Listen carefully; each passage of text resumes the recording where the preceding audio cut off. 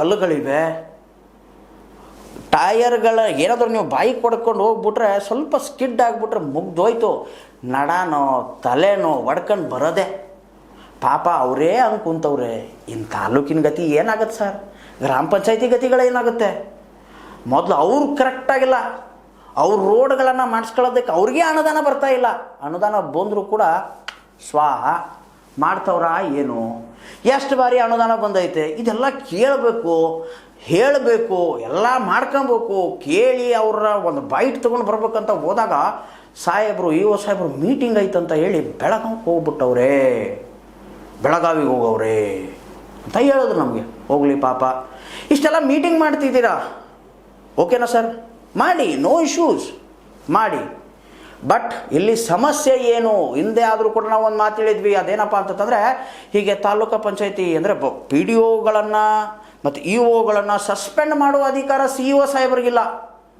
ಅವ್ರನ್ನೇನಾದರೂ suspend ಮಾಡಿಬಿಟ್ರೆ ಅದ್ರ ಮೇಲೆ ಸ್ಟೇ ತಗೊಂಡು ಹೈಕೋರ್ಟ್ ಕೇಸ್ ಎಳೆದು ಬಿಡ್ತಾರೆ ನಮ್ಮನ್ನ ಅಂತ ಹೇಳಿ ಸಿ ಇ ಒ ಸಾಹೇಬರು ಏನಂತೀರ ನೀವು, ಮೌಖಿಕವಾಗಿ ಒಂದು ಅಧಿಕೃತ ಒಂದು ಹೇಳಿಕೆಯನ್ನು ಕೊಟ್ಟರು.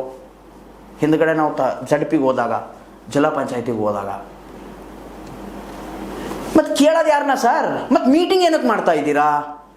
ವೈ ಯು ಆರ್ ಮೇಕಿಂಗ್ ಏನಂತೀರ ನೀವು ಸಚ್ ಕೈಂಡ್ ಆಫ್ ನ್ಯೂಸನ್ಸ್? ಅವ್ರು ನಿಮ್ಗೆ ಕೆಲಸ ಮಾಡೋಕ್ಕೆ ನಿಮ್ಮ ಕೈಲಿ ಆಗಲ್ಲ ಅಂತಂತಂದರೆ ಅದನ್ನ ಏನಕ್ಕೆ ಮಾಡ್ತಾ ಇದ್ದೀರಾ? ಇವಾಗ ನೋಡಿ, ಬೆಳಗಾವಿಗೆ ಬರಬೇಕಪ್ಪ ಒಬ್ಬರು ಇ ಒ ಸಾಹೇಬರು ಬೆಳಗಾವಿಗೆ ಬರಬೇಕು, ಬೆಳಗಾವಿಲಿ ಮೀಟಿಂಗ್ ಅಟೆಂಡ್ ಆಗಬೇಕು ಅಂತ ಅಂದರೆ ಸರ್ಕಾರಿ ವಾಹನದಲ್ಲೇ ಬರಬೇಕಾ? ಸರ್ಕಾರಿ ವಾಹನಕ್ಕೆ ಎಣ್ಣೆ ಯಾರು ಹಾಕೋದು? ಪೆಟ್ರೋಲ್ ಯಾರು ಹಾಕ್ತಾರೆ? ಡೀಸೆಲ್ ಯಾರು ಹಾಕ್ತಾರೆ? ನಾವು ಕೊಟ್ಟಂಥ ಟ್ಯಾಕ್ಸ್ ಅಮೌಂಟ್ ಅಲ್ವಾ? ಟ್ಯಾಕ್ಸ್ ಅಮೌಂಟನ್ನು ನೀವೇನಕ್ಕೆ ಲಾಸ್ ಮಾಡ್ತಾ ಇದ್ದೀರಾ? ನೀವೇನಕ್ಕೆ ಅದನ್ನು ಕರೆಕ್ಟಾಗಿ ಯೂಸ್ ಮಾಡ್ತಾ ಇಲ್ಲ. ಯಾಕೆ ಸರ್? ನಿಮಗೆ ವಿ ಸಿ ಮಾಡೋಕ್ಕೆ ಬರಲ್ವಾ? ಬೆಳಗಾವಿಗೆ ಕರ್ಸ್ಕೊಂಡೇ ಅವ್ರನ್ನ ಇಂಟರ್ವ್ಯೂ ಮಾಡಬೇಕಾ? ಅವ್ರ ಜೊತೆಗೆ ನೀವು ಮೀಟಿಂಗ್ ಮಾಡಬೇಕಾ? ಯಾಕೆ ಸರ್? ಮೊದಲೇದಾಗಿ ಹೇಳ್ಬೇಕಪ್ಪ ಅಂದರೆ, ಕೆಲಸ ಮಾಡಲಿಲ್ಲ ಅಂದರೆ ಈ ಸಿಸ್ಟಮಲ್ಲಿ ಅವ್ರಿಗೇನು ಶಿಕ್ಷೆ ಅನ್ನೋದು ಪ್ರಥಮವಾಗಿ ಅದನ್ನು ಕ್ಲಾರಿಫೈ ಮಾಡಬೇಕು. ಇಲ್ಲಪ್ಪ ಅಂತಂದರೆ ಬಿಟ್ಟಾಕ್ಬಿಡ್ಬೇಕು. ಆಯ್ತರಪ್ಪ, ನಿಮಗೆ